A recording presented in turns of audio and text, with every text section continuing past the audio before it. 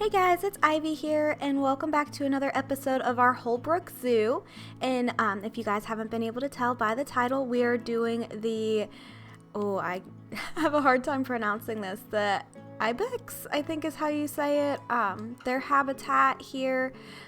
So before I jump into it, I am just making sure I am filling in some of the gaps over here and, making sure it all flows properly and there's nothing open and not looking good.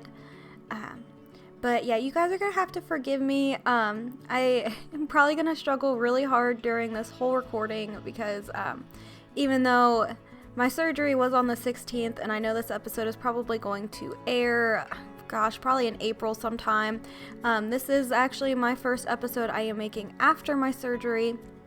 So that kind of gives you an idea of how delayed I have some of these videos going. So you guys are just gonna have to forgive me. I am not really in a whole lot of a talking mood, but I am wanting to, just kind of hop in here and talk with you guys a little bit on what's going on. So we are making their little backstage area right now. I say little, but it's actually pretty big. So we've got that going on, and I've been struggling with these trees, trying to find the best trees to use that aren't too big, but other ones that aren't too little also, that fill in the gaps really well. So I just kind of went with those. And I struggled with this area too because the shape that the crane and macaque habitat is a little wanky, if I'm being honest. It's definitely a different type of shape. So I am doing my best here to make this habitat kind of flow in with the other one. So we're doing kind of like a half circle, I would say, of habitats on this side. So we are, back over here with this one directly in the back of the staff area. Hopefully you guys are understanding what I'm trying to say. But yeah, so I also here in a second, you guys will see me right now. Actually, it looks like I am working on this little fencing area, and I kind of struggle with this. I take a step back and I'm like, okay, well, what do I really want to do here? Because I kind of have like an idea, but it doesn't work the way I want it to. So I pause there for a second and I'm like, okay, this is what we're gonna do with it. This is how we're doing this. So this is me executing that right now. I do put some mulch in here so we can end up having some flowers and other foliage in between the guests and the habitat. As like the last episode, I was talking to you guys about how I got a lot of inspiration from the Cincinnati Zoo on this and how much foliage that they have in between the guests and the animals in their enclosures. And I'm trying to stick with this theme throughout the whole zoo and stay with that style. So we are adding the mulch so we can put the foliage in there a little bit later on in the episode. And then here I am using a little bit of this fencing, and I think that looks really well with the way the whole habitat ends up coming out. Definitely gives it the vibe that I was hoping for, and with the foliage that you guys will see towards the end, it just kind of all blends in really well together. And I also go in behind this and I copy the plaster wall, and I just kind of move it over so it looks a little bit more man-made, which will make more sense here in a second when it shows you guys. Again, I apologize if this video is really choppy with me talking. I completely understand if you guys don't want to listen to me talk and you just want to mute me. I don't blame you. I am just, doing my best to try and stay on track and make some of these videos and, do the best that I can and make the most of my time with everything. So yeah, and I was like looking there. I don't know how I got so many flamingos in my animal trading center, but I do. So we just have a bunch of random flamingos hanging out in there. So here, to close that gap between the grass and the plaster wall that I moved over that I was just telling you guys about, I go in here and I use some rocks. And rocks are super great for closing in those little gaps of, you know, between the terrain and like a wall that, you know, it just doesn't line up perfectly. So those are really good, and the animals, they can walk on them just fine, and there's like no glitches with those. Obviously, as long as there's not like a huge area of like a dip down, if it's just a little bit, it's fine.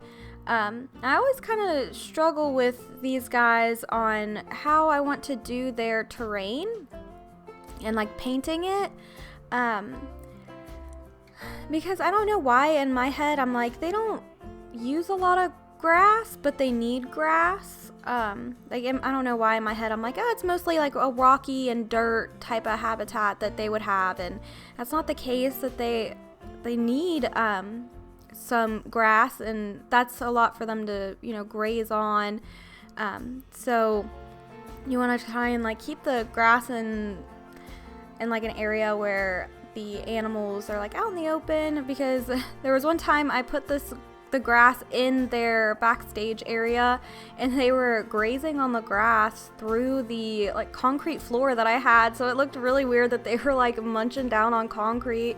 So that's just a little pro tip. I know I was mentioning that my last episode, that, you know, the terrain that you don't really want them to see that much, you can hide back there in the like in their backstage area or their shelter area. Well, that doesn't really work for the Ibex, so yeah, they will graze through the concrete if you guys put the grass back in their shelter area. So but yeah, so here I am just adding a bunch of rocks everywhere, because, you know, they like climbing. So I do my best to make as much climbing area and rock area as I can. And I did pay attention beforehand on this one, guys, and I noticed that they had their own little like mountain rocky little enrichment item. So I made sure I had enough space and included that in there. So that's the you know, the little rock formation in the middle, that's their enrichment item. And then the other two are man-made by me. So and then as you can see here, I am just going through making sure that they can't go down in that little area, and between the guests and their habitat. And I am going through here and making sure that they can climb on all these rocks that I want them to be able to climb on, while not being able to climb on the ones I don't want them to climb on. So we just, you know, go around tweaking some of these. But yes, guys, thank you guys for being so patient with me through all of my ups and downs here recently, especially through this whole surgery thing.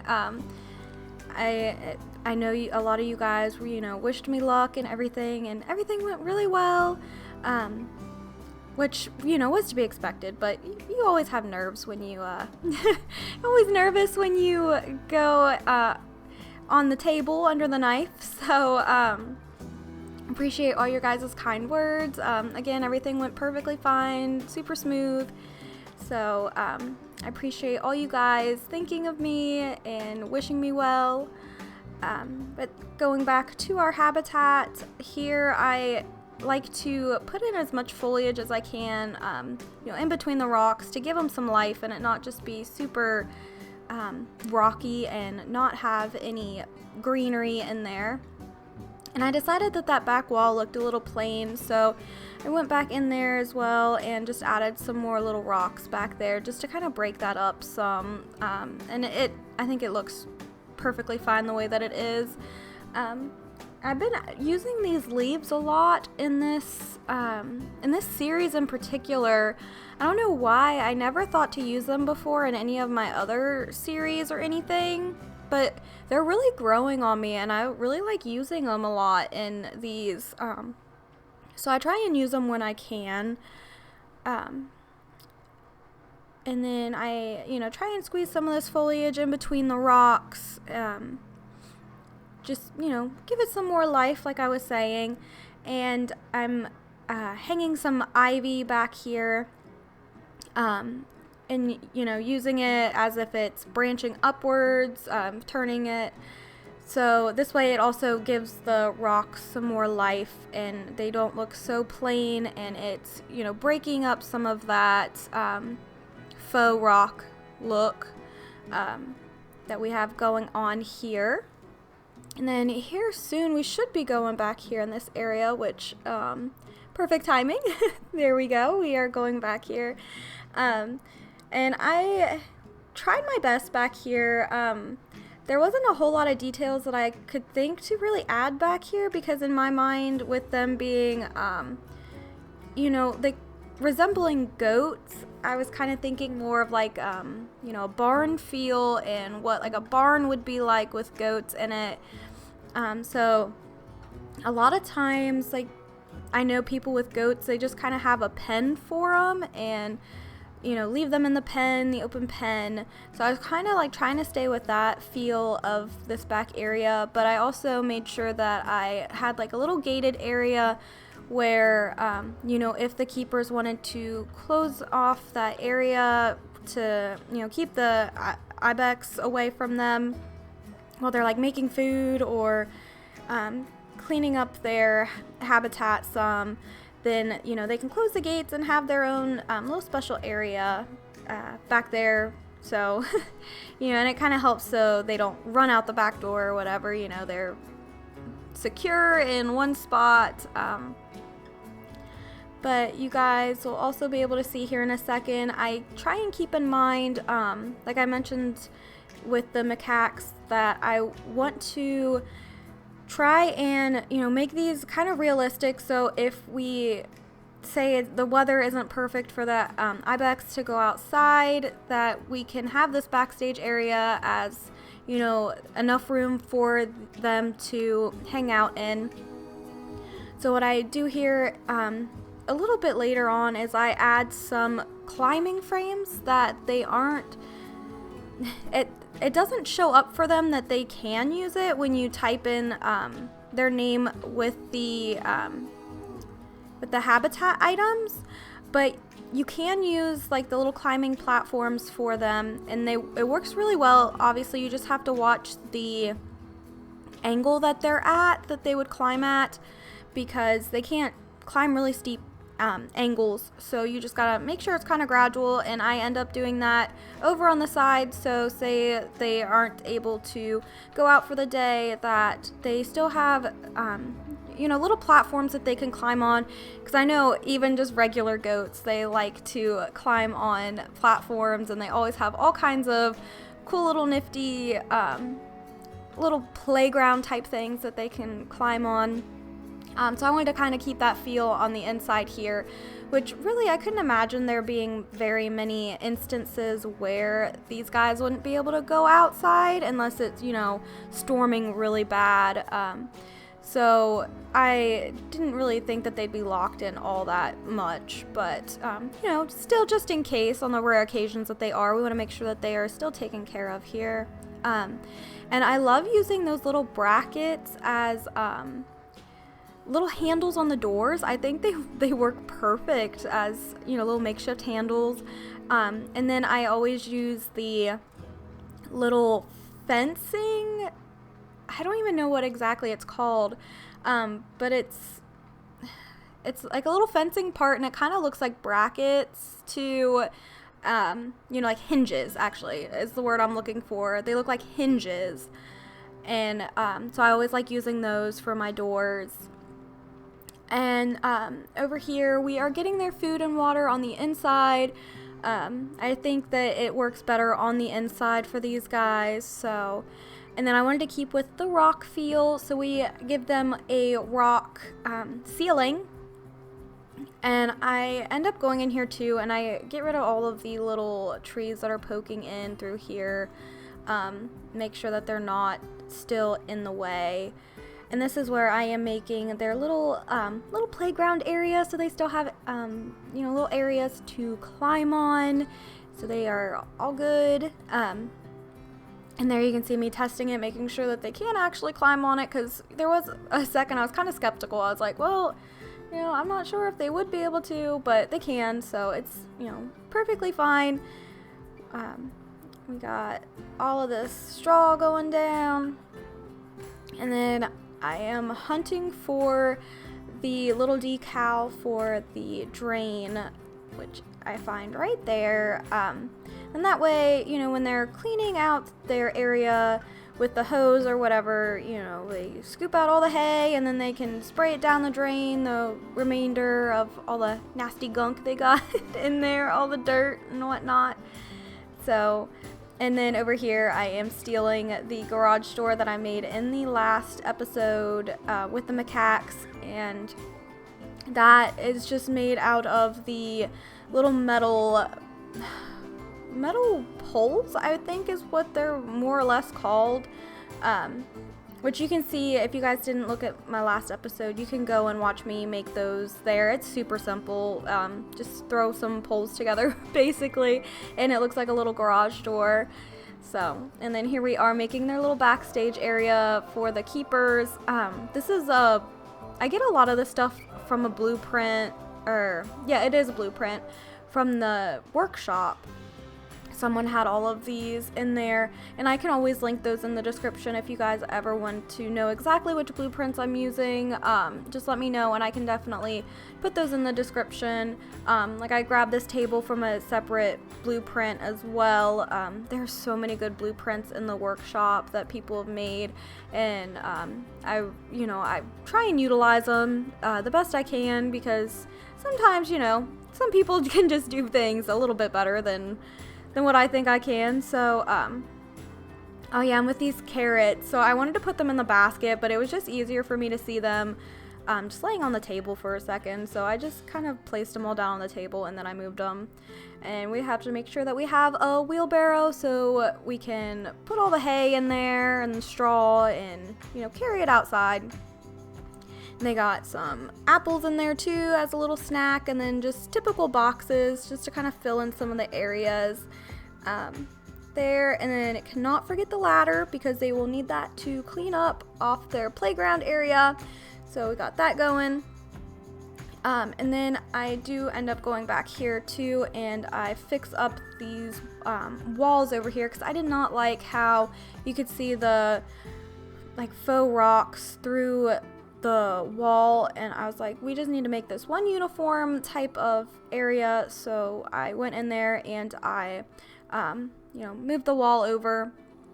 And this is me fighting with the trees here per usual, and this is why typically, especially in my franchise modes, I'll tell you guys that I don't normally put down a bunch of foliage and trees right off the bat until I'm sure and set in stone what I want the area to look like, because otherwise I end up fighting with it like I am here now. But it is what it is, so I am just going with it. And we cannot forget to tighten up some loose ends here, and then we need to put down some more trees. They don't have as much foliage as I would like them to have, just in their European taiga area. So I end up grabbing some bamboo as well, some fountain bamboo, and that's my go-to that I always use as a filler as well. So I do end up going back here in a second and filling it in with some fountain bamboo. And I really like these little saplings. They're really cute, and I just feel like they add a nice touch too. But anyway, guys, we are headed towards the end of this video now. really can't believe I talked this much again. Thank you guys for putting up with me. I am so sorry if this wasn't as exciting as what it could have been. I, doing my best, trying to stay on top of everything. So I appreciate you guys sticking with me through the end and seeing me through the thick and thin. I appreciate you guys so much. Remember to like and subscribe if you haven't already. I greatly appreciate it. And I hope to see you on the next one. Bye, guys.